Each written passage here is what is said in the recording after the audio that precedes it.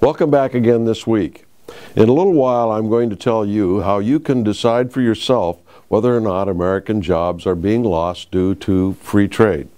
It's something that's very simple, and something that came out in this article in this morning's Wall Street Journal. And the title is called Trade Pacts Face Growing Pushback. In other words, there's a growing awareness amongst members of Congress that there's something wrong with these secretly negotiated trade pacts. Senator Sessions just sent another letter to the President of the United States asking some pertinent questions that are going unanswered. And these are very important questions. I invite you to go online and look up U.S. Senator Sessions' letter to Obama and read it for yourself. It's a very revealing document. We're going to have an article on it on the New American here very shortly. But at any rate, in this article that talks about the growing awareness of problems in regard to these free trade deals are things such as this.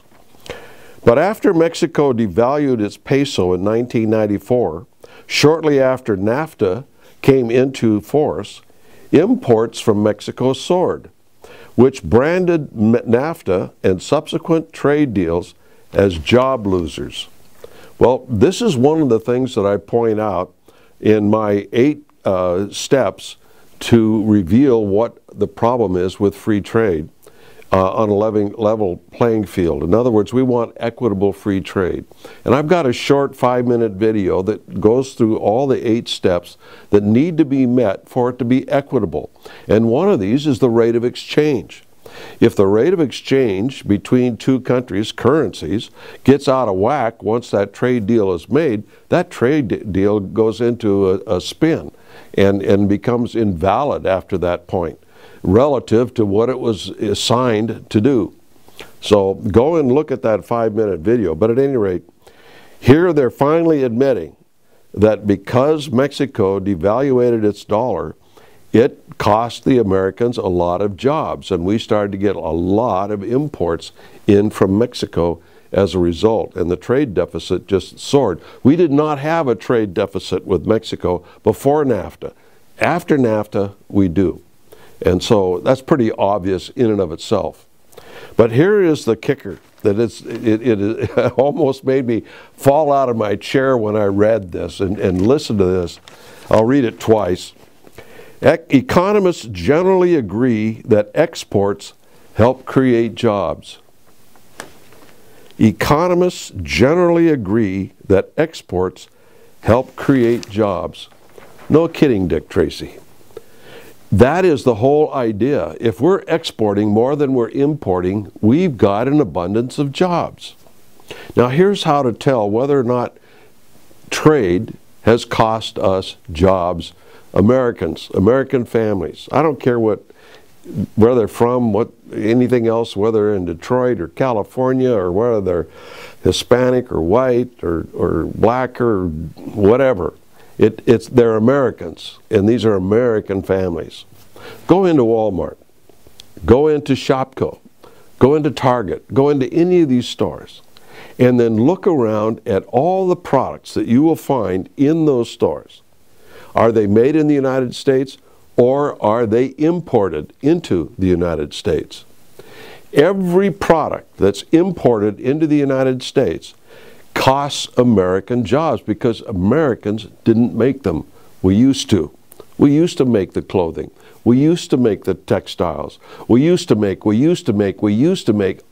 down through every aisle of the store.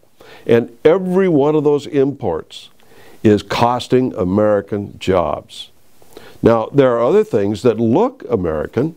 You can get Bayer aspirin and things like that on the shelves.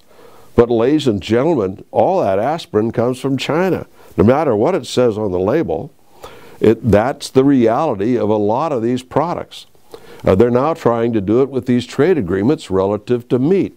Pretty soon we won't be able to tell whether it's American meat, Chinese meat, Australian meat.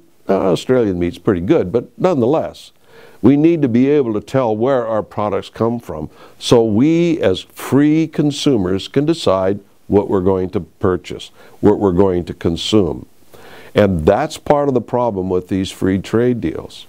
Another problem with these free trade deals is that they are controlling more and more of our banking system. For instance, one of the things that the International Monetary Fund has just announced is they're not going to allow the Federal Reserve to increase the interest rates.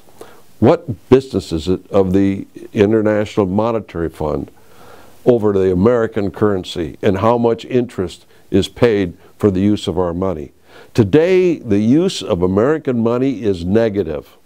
No one could put money into a regular banking situation, a CD, a savings account, or anything like that without losing money. Now, how do you lose money? It says that you get maybe a 0.5% or a percent, 0.4 or something like that on your CD or your checking on your savings account. But in reality, that's below the inflation rate. You are actually putting money into a savings account and losing money because of the inflation that's eating up the value of that money in that account. Not only that, they have the audacity, the federal government, to charge you tax on the interest that you get off of that doesn't even match inflation. So you have a double negative on anything that you put in savings accounts. Now, how do you teach your children to save money in a system like that? They're losing money. In an inflationary, low-interest economy, what happens is you spend the money as quickly as possible in order to save that value in something material. In other words, if you leave it in the bank, you're losing money. So the tendency is to go out and spend it. So people spend a lot of stuff on stuff. And because their money is losing value. A lot of times they don't recognize that that's what they're doing. It's a subconscious kind of a situation. But that's what's happening. And it's being put under more and more international controls. And then China's getting involved, Russia's getting involved, that sort of thing. And the whole system is becoming quite corrupt.